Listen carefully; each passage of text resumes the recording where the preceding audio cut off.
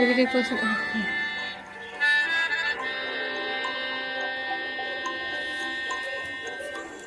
চোখে হঠাৎ করে কাল বৈশাখী, চৈত্রের শেষ বেলা পাতা ওড়ে নাকি,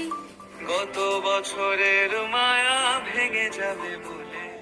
রাজপথ ভেসে গেছে অচেনা কাজলে, দু চোখে হঠাৎ করে কাল বৈশাখী, চৈত্রের শেষ বেলা পাতা ওড়ে নাকি,